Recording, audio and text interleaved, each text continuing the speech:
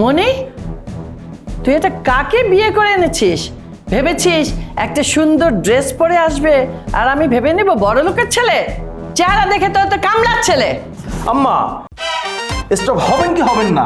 শোনেন, এই সুন্দর জামাই পাইছেন আপনি, রসগোল্লার মতন চকচকা, মিশরের ডালিমের মতন আমার গাল, এত সুন্দর জামাই পাই যদি আপনি আমার বলেন কামলা। আমার কামলার ব্যবহার কিন্তু দেখেন নাই। যদি কামলার ব্যবহার শুরু করি, আপনি কিন্তু একে উঠবেন একবার, নামবেন একবার, উঠবেন একবার, নামবেন একবার। আম্মা, আমি কিন্তু আপনার পছন্দ করি এবং আপনার জামাই হয়ে আসছি, আপনি আমাকে সাদরে গ্রহণ করেন আম্মা। যদি আমাকে সাদরে গ্রহণ করবেন, আমার কাছ থেকে পাবেন সম্মান, ভালোবাসা, ইজ্জত। আর যদি আম্মা কামলার মতন আমার সাথে আচরণ করেন আম্মা, তাহলে ঠিক বুঝিনি আপনি পাবেন। আম্মা শুনেন, আমি আপনার জামাই হয়ে আপনার বাড়িতে আসছি, আপনি আমাকে বড় জামাই হিসেবে আপনার পায়ের নিচে আমাকে স্থান দেবেন।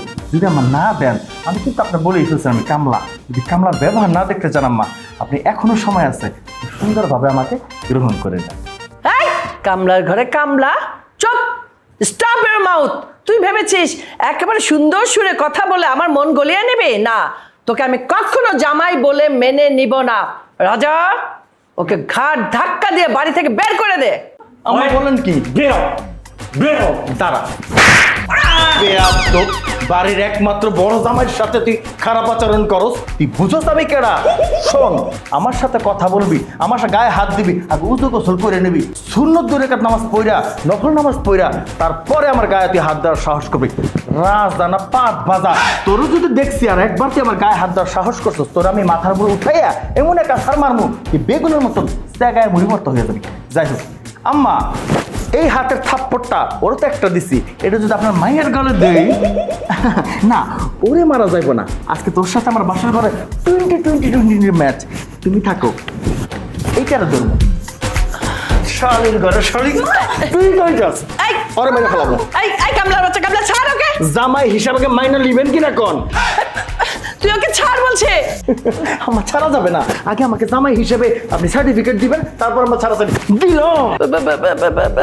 আচ্ছা ঠিক আছে ঠিক আছে, আমার মেয়েরিয়াকে ছেড়ে দাও। তুমি এখনকার মতো আমার জামাই আমি মেনে নিলাম। শুকুর আলহামদুলিল্লাহ, আল্লাহ এমন শাশুড়ি যেন প্রত্যেকের ঘরে ঘরে তুমি দাও আল্লাহ। এত সুন্দর মানুষ, এত বড় মনের অধিকারী, আমি খুব খুশি হয়েছি। আমি আপনার বড় জামাই, আম্মা পাদের সামনে দেন। দূরে থাকো। আমি কি আবার ধরবো? না না না, ওকে ছেড়ে দাও। পা দেন আম্মা।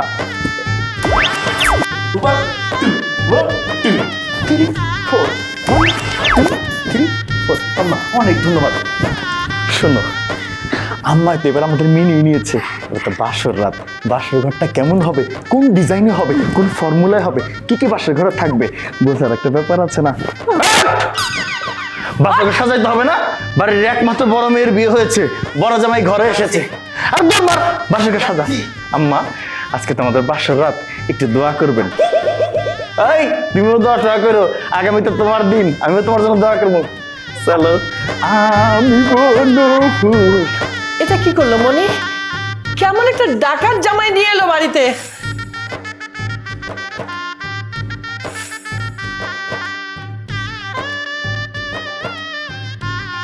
ভাই, আপনি তো দুঃসাহসিকতার পরিচয় দিয়েছেন। এরকম একটা দাজ্জাল শাশুড়ির সাথে যুদ্ধ করে কিভাবে টিকে আছেন ভাই আপনি? আমার তো সেই সাহসিকতাও নেই, সেই সামর্থ্যও নেই যে রিয়ার সামনে গিয়ে দাঁড়াবো, তাকে ভালোবাসার প্রস্তাব দিব। এখন আমার কি করণীয়, আমি কি করতে পারি ভাই বলেন? ভাই, আমি কি হোমিও ডাক্তার যে তোমার আমি ওষুধ দিব? যাই হোক, রিয়া কি তোমার ভালোবাসে? না ভাই, সে তো এক কোটিপতির ছেলেকে ভালোবাসে। আমি খবর নিয়ে দেখেছি, ওই ছেলে রিয়াকে ভালোবাসে না। ওই ছেলে শুধু রিয়ার সাথে টাইম পাস করতেছে, একটা সময় রিয়াকে ছুঁড়ে ফেলে দেবে। তুমি ভালো ছেলে, আমি তোমার জন্য চাকরির ব্যবস্থা করব। সত্যি ভাই? আমি কথা দিলাম, ভালো চাকরি করো, রিয়াকে আমি যেভাবেই হোক তোমার হাতে তুলে দেওয়ার চেষ্টা করব। কিন্তু শাশুড়িকে ম্যানেজ করবো কিভাবে ভাই? শাশুড়ির চিন্তা আমার উপরে ছেড়ে দাও, উপরে যেতে হবে, ঠিক আছে? থ্যাংক ইউ ভাই, প্লিজ ভাই। কি যে বলেন না মিস্টার মজুমদার, আপনি আমাকে চেনেন না? আমার মেয়ের বিয়ে হবে আর পাড়া প্রতিবেশী জানবে না, এটা তো হতেই পারে না। না না, কে কি বললো আর আপনি সেই কথা বিশ্বাস করলেন? ছি ছি, আপনার সম্বন্ধে আমার এই ধারণাটা ছিল না। কিন্তু আপনি আম্মা, এক মিনিট, জাস্ট এ মিনিট, আমি আপনাকে পরে কল দিচ্ছি মিস্টার মজুমদার। আম্মা, এই দূরে থাক, তোর গায়ে থেকে গন্ধ আসে, তোমার সামনে এসে আম্মা আম্মা, কি ব্যাপার? আম্মা এত সুন্দর করে আম্মা বলে ডাকটা দিলাম, ডাকের তো জবাব দিলেনই না, উল্টা কটা কথা শুনাইলেন। যাই হোক, আপনি আমার শাশুড়ি, কোনো সমস্যা নাই, কোনো জরুরি কথা বলার জন্য আসছি। দেন আমরা পাটা দেন, একটু সেবা যত্ন করি আর কথাবার্তা বলি। আম্মা পাটা দেন। না না না, তোর এই নোংরা হাতে আমার এই পা ছোঁয়া লাগবে না। দিবেন না?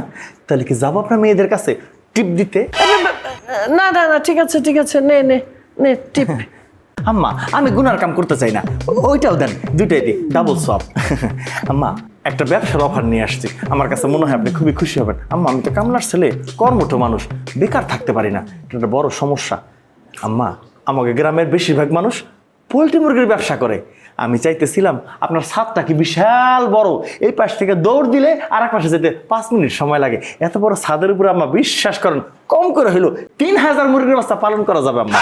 অনেক ডিম, অনেক মাংস। আম্মা আমরা অনেক তাড়াতাড়ি এরকম আরেকটা বাড়ি বানাইতে পারবো পোলট্রির ব্যবসা করে। আম্মা আপনি কি রাজি? কি বলিস? আমার বাড়ির ছাদে পোলট্রি মুরগি খামার?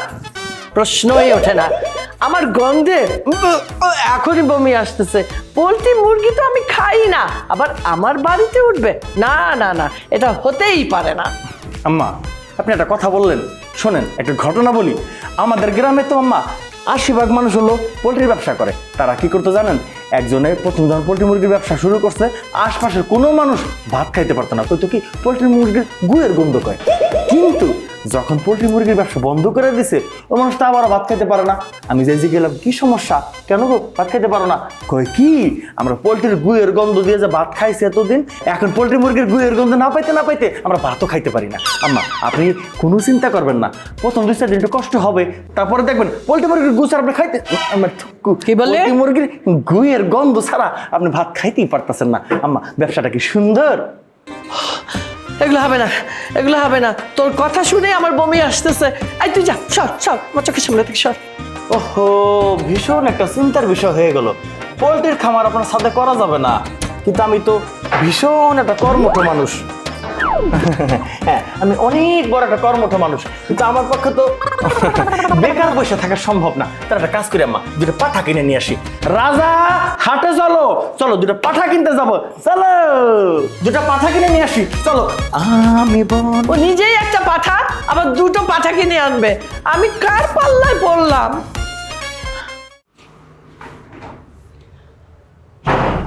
আম্মা যান, আম্মা যান,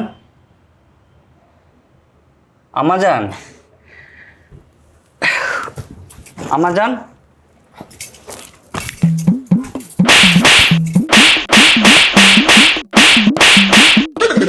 তোকে না কতদিন বলেছি আমাকে আম্মা জান বলবি না, ম্যাডাম বলে ডাকবি? ঠিক আছে? ও আমার একদম মাথা শেষ হয়ে গেছে, আমার কান জিজি করতেছে। সুসা জেজে, হ্যাঁ আম্মা যান। আবার আম্মা জান? ম্যাডাম আমার এখন একদম একদম ঠিক হয়ে গেছে। কি বলবি? ম্যাডাম।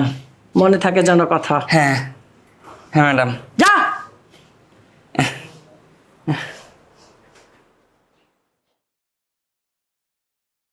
ওই এই ছোট না খান, তোর সমস্যা কি? তুই কার সাথে প্রেম করছ? সত্যি করে নক কিন্তু কেন ক? এই ফকিন্নি, আমি তোকে কেন বলবো?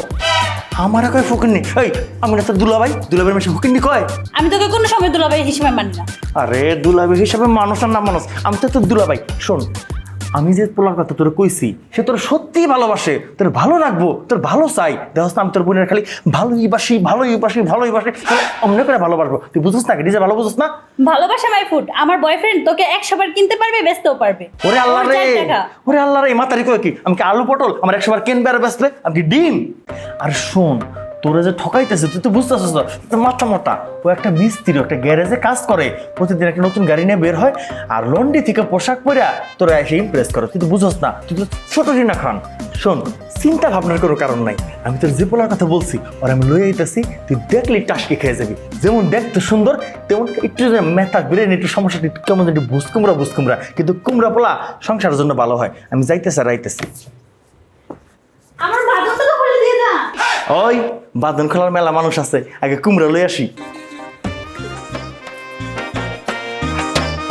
Mummy, mummy, mummy. আরে কি হয়েছে? ডাকছিস কেন? আরে তোর এই অবস্থা কেন? হাত কে বেঁধেছে? ওই গামলার বাচ্চা আমাকে বেঁধে দিয়ে গেছে। কমলার বাচ্চা, কমলা এত বড় সাহস, ও বাড়িতে বেশি উজিয়ে গেছে। এই আজকে ওর হাত বাঁধছে, কাল আমার পা বাঁধবে। না না না, ওর একটা ব্যবস্থা করতেই হবে। দাঁড়া, আমি দেখছি। হ্যাঁ মজুমদার, জি জি, আমি ওর, হ্যাঁ হ্যাঁ, আমার ওই কমলার বাচ্চাকে আমি আপনাকে পাঠাচ্ছি। আপনি যা পারেন তাই করবেন, শুধু জানটা রাখবেন, হাত পা বেঁধে ওকে একদম যা ইচ্ছা তাই করেন, আমি কিচ্ছু বলবো না। হ্যাঁ মাম্মি, বাঁধনটা তো খুলে দিয়ে যাও। তুমি নিজে পারো না প্রপোজ করতে, তাই দুলাভাইকে দিয়ে প্রস্তাব পাঠিয়েছো, তাই না? তোমার দুলাভাইকে দিয়ে আমি প্রস্তাব দেওয়া হয়নি, তোমার দুলাভাই আমাকে খুঁজে বের করছে তার শালিকার জন্য যোগ্য পাত্র হিসেবে। তুমি কি বোঝাতে চাচ্ছ? মানে তোমাকে ভালোবাসি, ভালোবাসে মানে? তোমার সাথে সংসার করতে চাই। সংসার করতে মানে? ওই যে বাংলায় বলে না আই লাভ ইউ, সেটাই। ঠিক। জি, আমার ডাকছিলেন? এই, তুই কি সে কামলা ছেলেটা? আপনার ব্যবহারে ময়লা পাইলাম শুরুতেই। হ্যাঁ, আপনি যখন কইছেন আমি সেই কামলাটা, আমি সেই কামলাটা। কন কি কইবেন? তুই সত্যি করে বলতো, আসলে তুই কি রিনা খানের মেয়ের বিয়ে করছিস কিনা? আসলে শুনলাম তুই নাকি ওই বাড়ি কাজের ছিলে। রিনা খান তো আমাকে বলে না তার মেয়ের বিয়ে দেয় নাই। উনি যখন কইছেন তার মায়ের বিয়ে করি নাই, তাহলে করি নাই। কিন্তু রাইতে তার মায়ে কিন্তু আমার লাগে ঘুমায়। কাজের ছেলে তুই আর মেয়ে লেগে থাকো, সেটা কি ধরনের কথা? কি বলস তুই? কাজের পোলার লগে যদি তার মাইয়া ঘুমায়, তাহলে বুঝেন আমি তার বিয়ে করি নাই। তার মাইয়া কাজের পোলার লগে রাত কাটায়। শোন, তুই ওখান থেকে সইরা যা।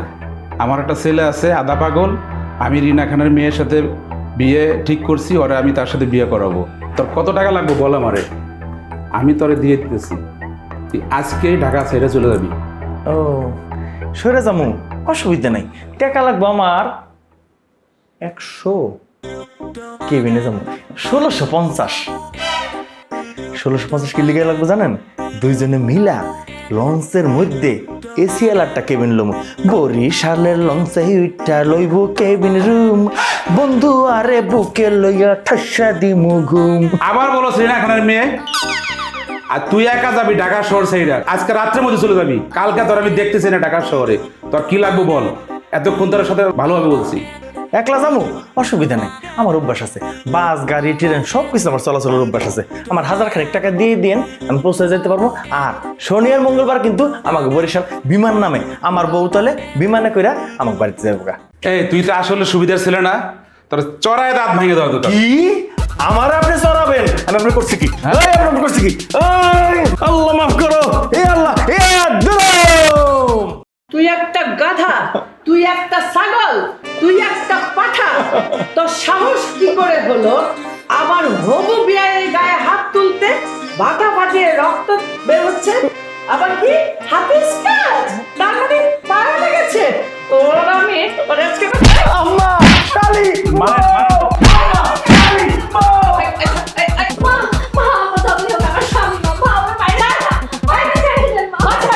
তোর স্বামী হবে মজুমদারের ছেলে, এই গাধার বাচ্চা, গাধা না। নেই, কাবি নেই, কাবি নেই। আম্মা, আম্মা, আম্মা, আম্মা, শালি, আম্মা, শালি,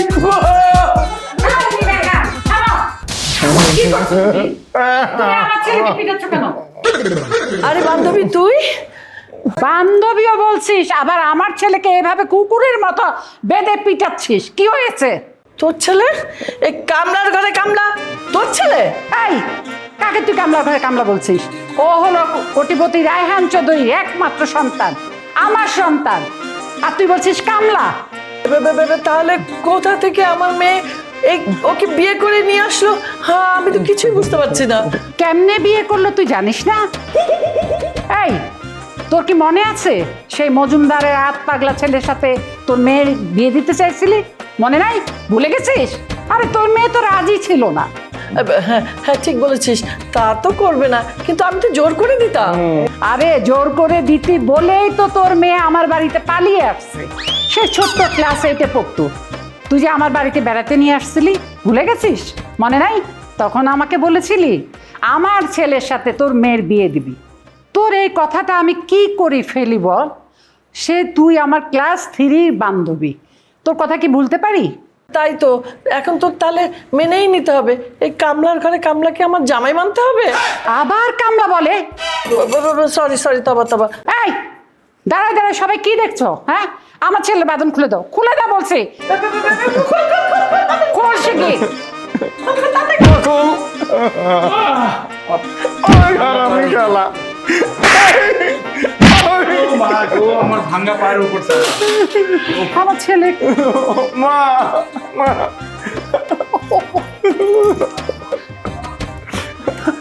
কিছু হয়নি তো? না না, বেশি কিছু হয় নাই। তোমার মা আমার রক টানা দিয়ে চার হাত পা চারদিকে দিছে, খুব বেশি কষ্ট হয় নাই। আম্মা পায়ও ভাবছে।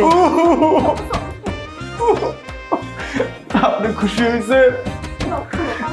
আপনার ভালো লাগছে? যাই হোক আম্মা, যাই আপনি যাই আমার সাথে যাই করছেন, আমি আপনার সাথে তাই করছি। এখন থেকে আপনি আমার সাথে ভালো ব্যবহার করবেন, আমি আপনার সাথে ভালো ব্যবহার করব। যেমন জামাই তেমন শাশুড়ি।